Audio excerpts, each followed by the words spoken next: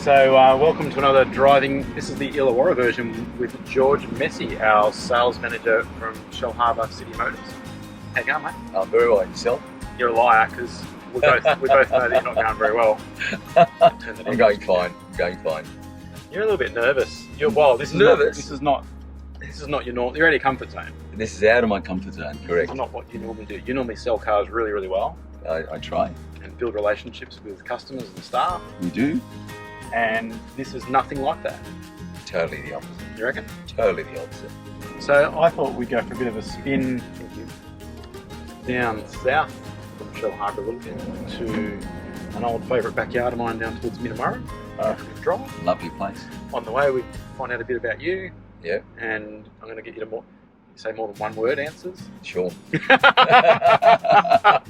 You may not remember, I think you probably do, but I first met you on a Hyundai trip to That's Korea correct. in 1998. Yes. A few Remember years that? back. Yeah, we're only 17 or something. Yeah. Yeah. Yeah, I was just out of high school. I think so. Yeah, I think so. Yeah, you were. You already had a 22-year-old son. Yes. Well, that was the year of Excel and cashback and The big days. Yeah. Hyundai put on an incentive for the national sales managers in Australia. That was a trip we went to Seoul from memory. Seoul, yep. And then we went to Jeju Island. Jeju Island. Yeah, Which beautiful. is Honeymoon Island, which was great for Greer and I because we were together and you were there with with 20 other guys. No wives, no girlfriends, nothing, just 20 blokes. Very interesting time. So I saw you at the lobby. Yeah. That's when I first met you, and you were the nicest bloke. Yeah. You still are. You're always pretty smartly dressed. Oh, well, thanks to a good wife. Yeah. Yes. She must be a very good wife. She's very good. Excellent. Yeah, she's, winner there. You are. Yeah, that's definitely the better half. What's the family story? Tell everyone the family story. Family story. Oh, well, I've been married for 34 years now. Long time. Long time. 3 sons. Oldest is 28. He's in corporate marketing. Yep. My middle son's a lieutenant in the army. Yep. He's by the end of Up this in year. Queensland still? He's up at Townsville at the moment. Yep. Yeah, they're doing the borders, patrolling the borders. Yeah, of course. Yeah, he's going to graduate as a captain at the end of this year, Good. which is really good. Yeah, fantastic. He's Great done lad. well. And my youngest, I'll say youngest, is 22. Yep. He's a personal trainer. You're a man of heritage elsewhere. Should we say Egyptian? I was born in Cairo in Egypt. Yeah. Yeah, mum's Greek. Yeah. Yeah. I was going to say you're a multicultural blend. Yeah, we are. My wife's Canadian. Wow. She's born in Toronto. Yep. Scottish background, heritage. Yeah. Wow, you are confused. Yeah. Oh, yeah. My kids are definitely confused. It's like the United Nations at home. Yeah, well, Yeah. our wedding was almost SBS should have been there to film it because Yeah. we had Turkish dancing, we had Arabic dancing, we had Greek dancing, we had back then it was called the disco, Can you So, dance? a bottle of scotch and I could do anything. But that's our background. I came to Australia when I was 4 years old. So Yeah. basically That's all you Australian. know. Yeah. But been back overseas with my dad years ago. Visited Cairo? Yeah, went back to the homeland, as they say. Yeah. Yeah, did that for 3 months, and Greece as well, because we still got family there. Yeah. And then back to Australia, which is the best place to be, Yeah. as we all know. It's always good when you've been away for a while and I don't know about you, but you're flying back in, it's normally a Qantas jet, Yeah, and you either cross the land or you're coming from America and you're getting closer and just that descent into Sydney or wherever it might be. It's going over Sydney Harbour and It's that. so comforting. You're It's like, it's fantastic. yeah. You know. You live in a good part of the world, excuse me. Oh. Down here too. Illawarra. Yeah, look, it's with my oldest son living in Sydney for 8 years, I get lost in Sydney. Yeah. Even with sat-nav. Yeah. But Illawarra, you've got 5 minutes you're at the beach. Yeah. 5 minutes you're in the mountains. Yeah. You can do rock climbing. Whatever you want. Do you Absolutely. do much rock climbing? Not a lot. My wife decides to take me on these bush tracks. Yeah. Sort of. Yeah, sort of that. You're We're a out pretty all the time. athletic guy, aren't you? Right? Yeah. I train 6 nights a week. Plus we're out on Sundays, bushwalking or beach. I love the beach. So one of the things that people may not know about you is what you train in. Yeah, What do you train in? Yeah, I train in martial arts. I've been a martial arts student for over 20 years now. Yeah. I run my own centre, so Yeah. I've got my own centre, my own students, my own black belts. Yeah. And It's actually why we're in the van. We're going to go pick them up now. Oh, yeah. Good idea. We're going the wrong way though. What's your main discipline? Re Taekwondo. Taekwondo. Yeah. Master Re, he started, actually 50 years last year. Okay. We made 50 years in Australia. Okay. So Ree is the guy, and his Mastery, his version of Taekwondo is what you. Yeah. He's one of the original 11 masters in Korea. Okay.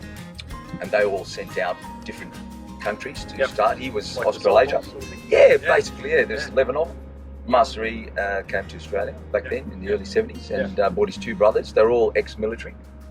So obviously they had to refine the art for civilians. Yeah, to not kill if people. that makes sense. Yeah. They used to train the demon squad. They called the demon squad in Is that Korea. right? Is that right? Yeah, but obviously they, had to refine it slightly. Yeah. Actually, a lot. Especially these days, there's a lot more kids doing it. Yeah, which is great. Look, it's great. Yeah, like we train kids from 5 to 55. How many students do you have? I've got about 38. Wow. With I've got a team of 2 main instructors, class instructors we call them, and I've got about 7 junior black belts in the centre. Wow. And some of them started since they were 5 and till now they're 13. So How long would it take a typical student to get up to a black belt? well, it depends. Every student's a little bit different. Yeah, of There's no actual time frame. Yeah. I'm a little bit old school with that sort of thing. Yeah. We don't just hand out black belts. So you do the grading? There's a I specific grade all the way up to black belt. Yeah. Only mastery grades black belts. They have to pass a certain criteria to get their black belt. Okay. Gives them a good base. Yeah.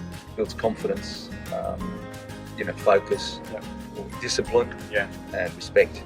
And that's a big thing with our Yeah. martial arts. Actually, with most martial arts. Yeah. So what's your favourite activity? So you got your martial arts.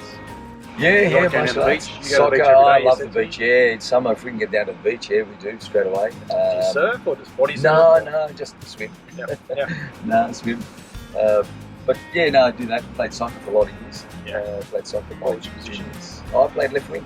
Same. Oh, really? Yeah. Okay, there you Are you go. left-footed? I'm left-footed. No, same. Actually, I kick with both feet. Same. I'm pretty good at that, but I'm better off my left. Left, yeah. So same. they used to throw me on the left There to weren't cross many the of us. balls. Yeah. No, there wasn't many of that. Yeah. Everybody wanted to play right wing back then. Yeah. I mean, nowadays everybody wants to play midfield.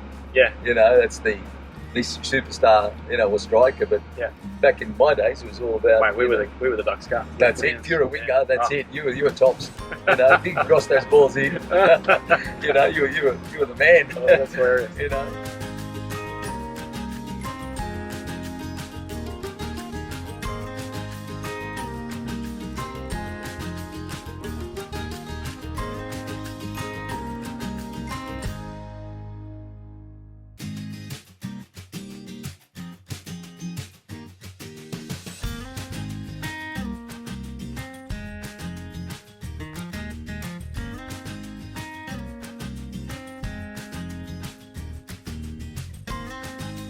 That's Minara.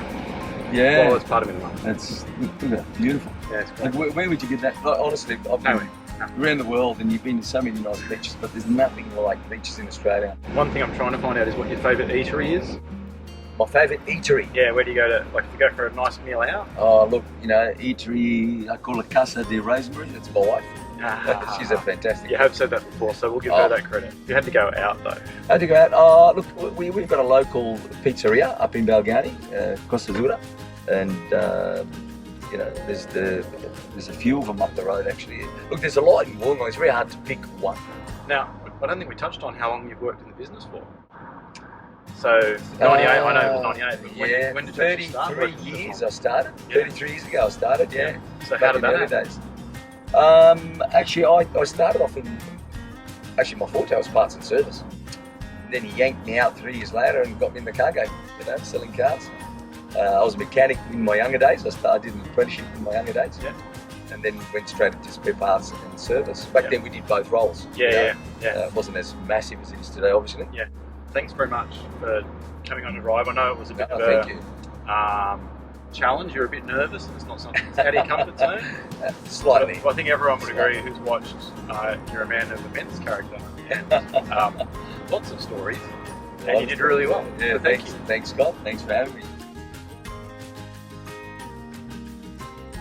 I like the fact that you're now not nervous. Now it's easy now. And you forgot there was a camera. I go to Hollywood now. I always thought you were a bit of a movie star. So. Thanks, Scott.